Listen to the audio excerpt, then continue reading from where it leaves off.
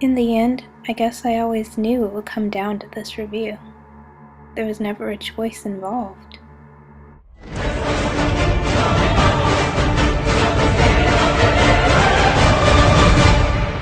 Hello dears, and welcome to my show. I'm your friendly neighborhood librarian, reading the stinkers and praising the masterpieces since 2012. Horror is one of my all-time favorite genres, and the direction modern horror seems to be taking is quite frankly concerning to me. How could you?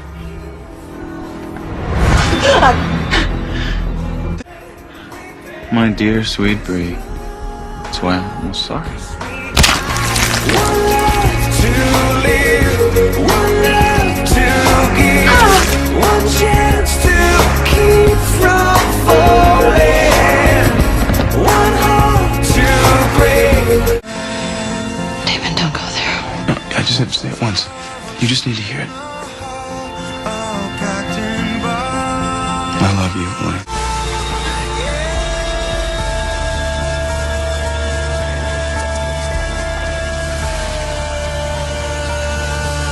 God, we shouldn't have to forget this. But you do. Now, I don't know about you, but I have a sneaking theory that human nature likes to feel the more negative emotions. That's why there are roller coasters. That's why tragedies exist. That's why we go to monster movies. See, if you lead a relatively normal life, you might not feel more of the extreme emotions. You might feel fear, but never terror. How does the kitty cat go? Meow.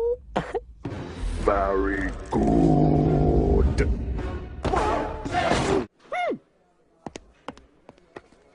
You might feel sadness, but never that heart-wrenching sorrow of holding your dead lover in your arms.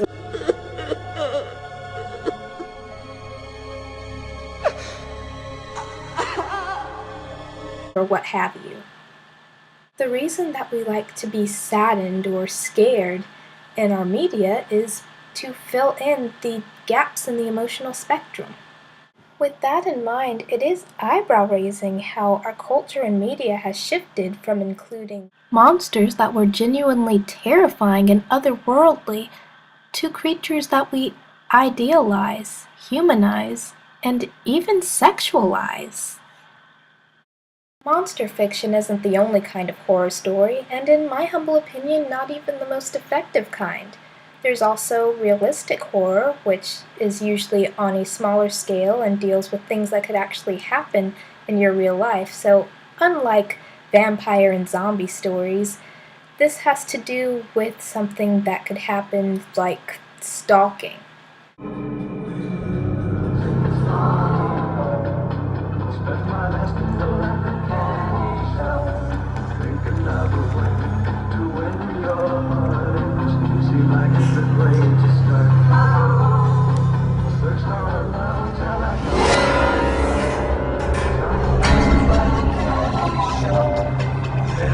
But there's an even more insidious kind of horror that often gets overlooked, and that's psychological horror. Psychological horror has to do with exploring the deepest, darkest recesses of the human mind, and it fosters the question of, do we create monsters in our fiction because we're unable to cope with the monstrosities inside ourselves? I think it's kind of telling that in our modern society, stories like this are going out of style. And that brings us to our subject for today. The Haunting of Hill House by Shirley Jackson.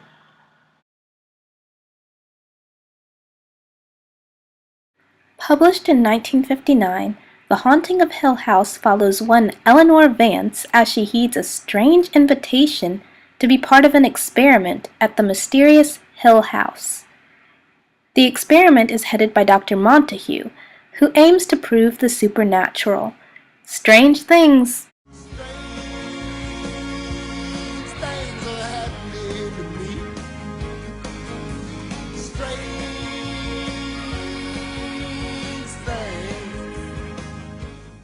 Begin to occur in the house although one is never quite sure what is perception and what is reality.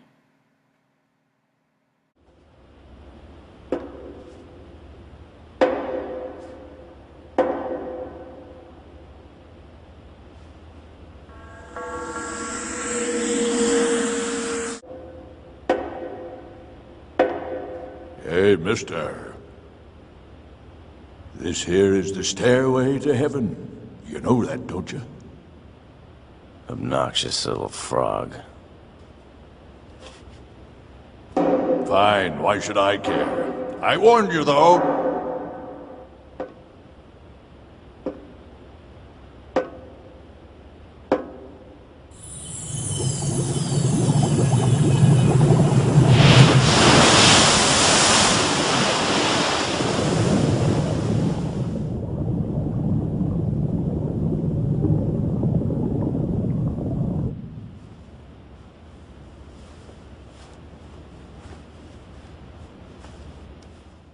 The only thing that is clear is that the house is starting to gain a firm hold on Eleanor, and her strange growing obsession with the house is one that alarms her companions, who fear that her unhealthy fixation can only lead to tragedy. But it appears that none of the people in the house are entirely sane themselves.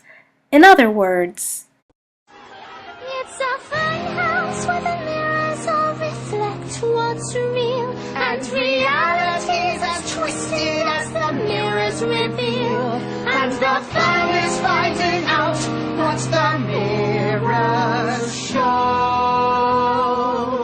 Wow, that doesn't have a really meaty plot for me to sink my teeth into. Really? A group of random people go into a spooky house and scary things start to happen? That's our plot. Oh, slow the plot down, laddie, slow the plot down. But this book isn't really about plot.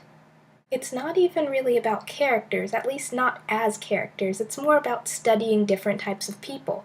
It helps to think of this book as a study. The plot is an excuse to delve into some really intriguing ideas about human nature.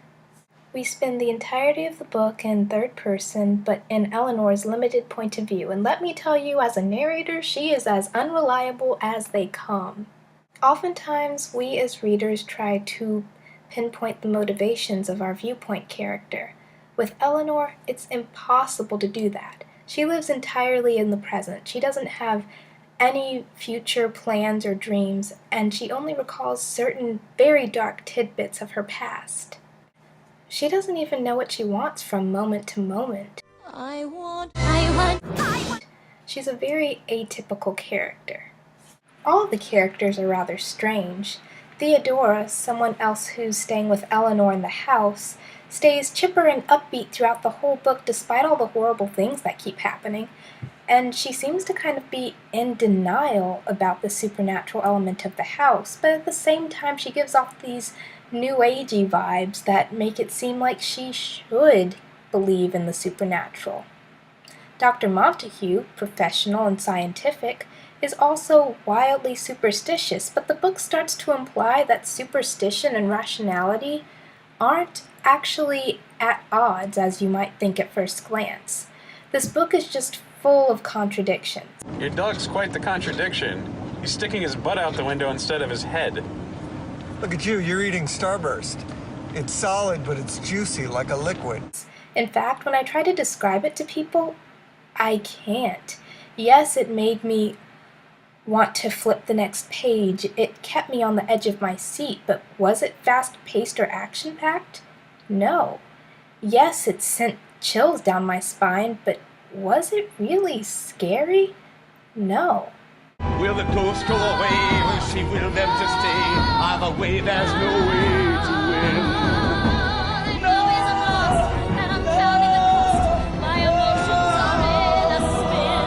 This book doesn't set out to do anything that has ever been done before. In that way, it's not familiar. But the characters somehow are familiar despite their strangeness. They're familiar not in the sense that they are caricatures or cliches that you would recognize. Get off the grid, right?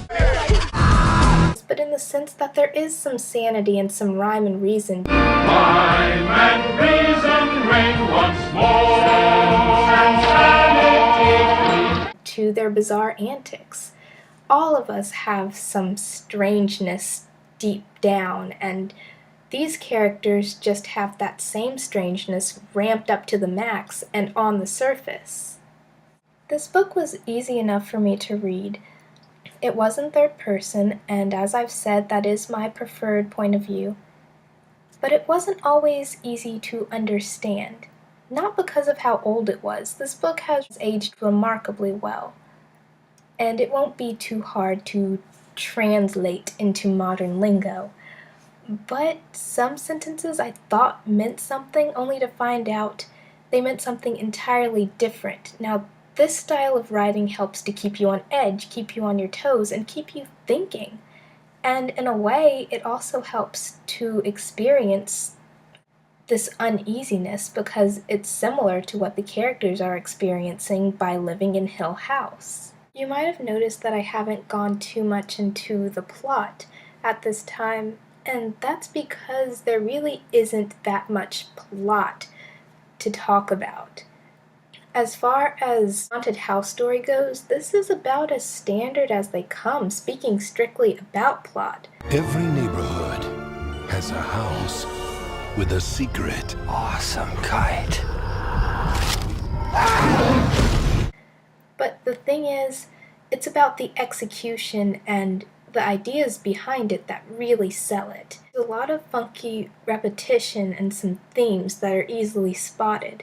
For example, Eleanor spends some time thinking about her past, and sometimes she thinks of the same memory, but a little bit differently each time. You wanna know how I got these scars?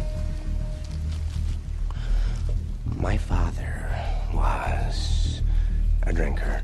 Well, you look nervous. Is it the scars? You wanna know how I got them?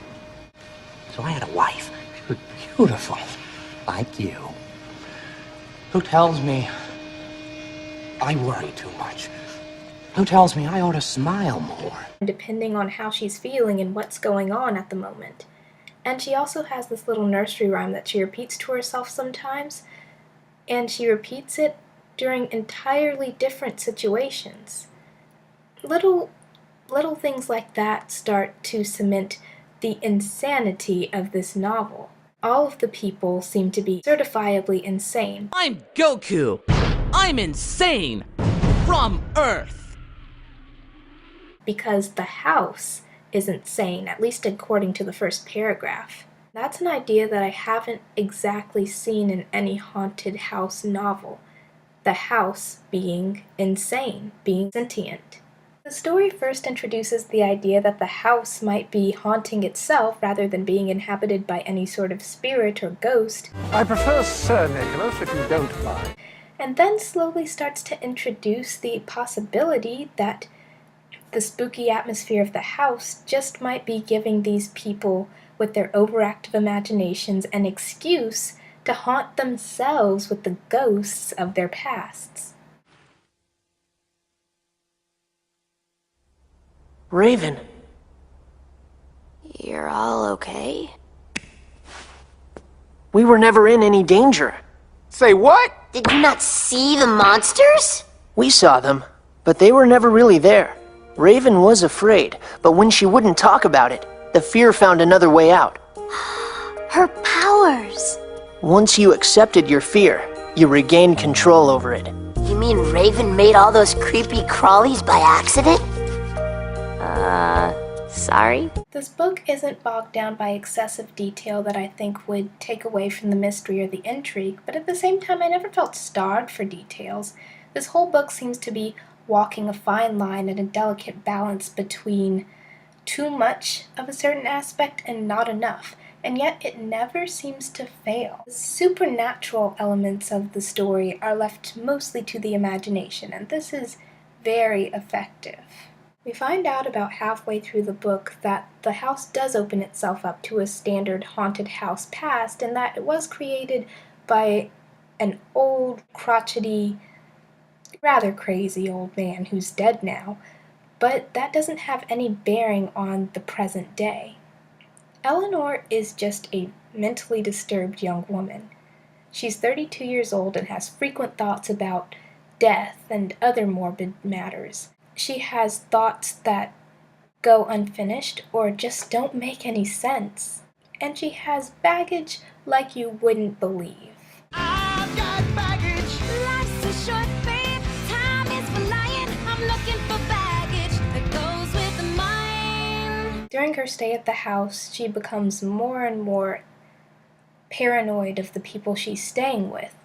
Dr. Montague, Theodora, and the heir to the house, Luke.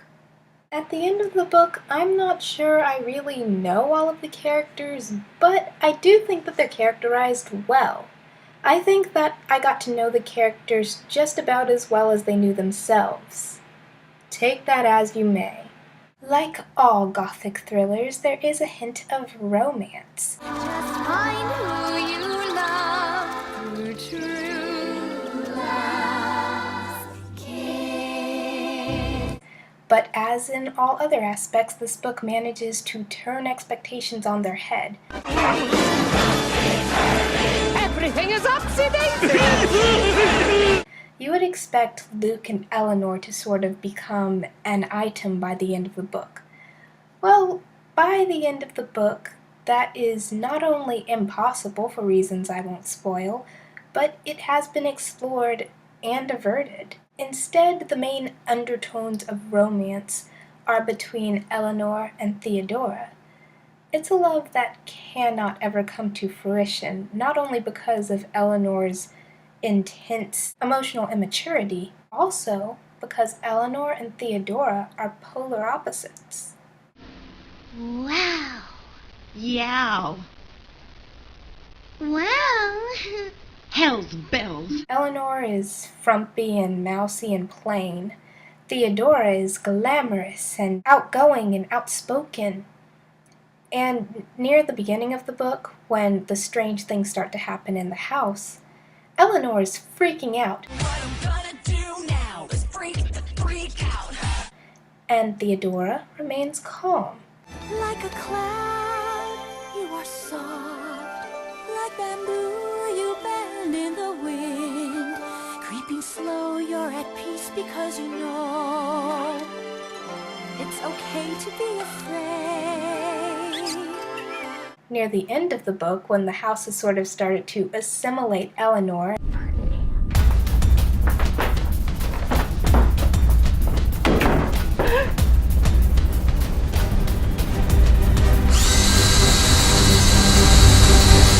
Apologies. We were distracted. And she starts to relax about the strange things in the house, Theodora's calm demeanor starts to diminish. The two women begin to represent the dichotomy of the human mind and bring up the idea that insanity and sanity aren't parts of a human that are set in stone. That sanity is fleeting, but insanity is curable. And it starts to question whether sanity is the normal default mode of the human mind. In the end, this book isn't about reaching a goal or answering questions or coming to a destination. It's about the journey. It's about posing questions. The horror simply comes from having to think about things you wouldn't normally think about, as well as this hold that the house has on Eleanor, which you slowly start to realize mirrors the exact hold that the book has on you. This book laughs at horror tropes. It doesn't use blood, guts, gore, or death to scare you. It uses human nature, which is scarier than all of the above.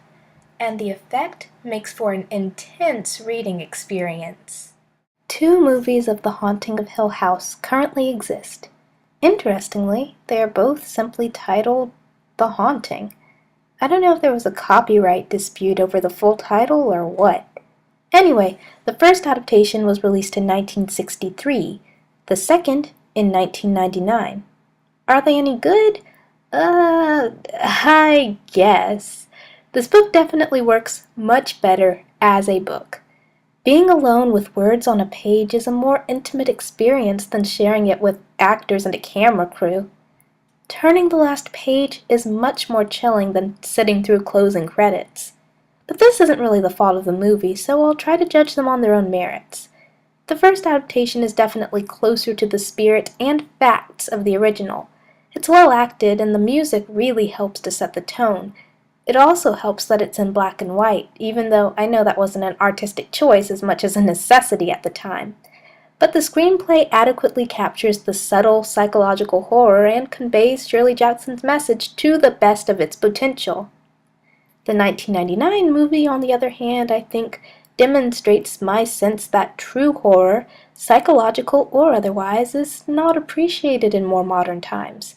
The music is still good, although maybe not as haunting, pun totally intended.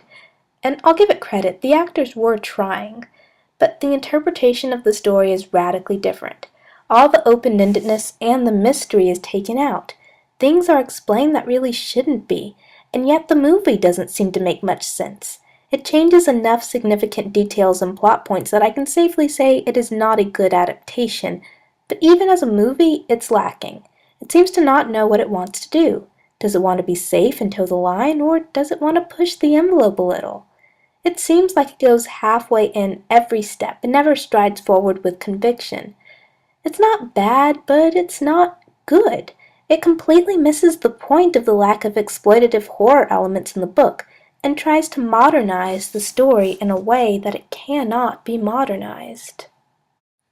So, would I recommend the book? Do you even have to ask? I would. Yes, you who doesn't like horror stories. Yes, you who doesn't like sad atmospheric tales. You who has squicked up the idea of a mentally disturbed protagonist. And yes, even you who just doesn't like older novels. I'd recommend to at least give this book a try because it isn't like anything you've read before, and so I guarantee that you cannot judge it based on previous experiences with books that may sound similar. I'm not saying that everyone will like it, but it is an important book that deserves more than a cursory glance. It is, in my opinion, a nearly flawless book, but it is so strange that it really couldn't make the same hiccups as other books can. Shirley Jackson is a master at thrilling without exploitation and posing objective, non-loaded, non-leading psychological, philosophical questions and getting the gears in your head turning just a little faster.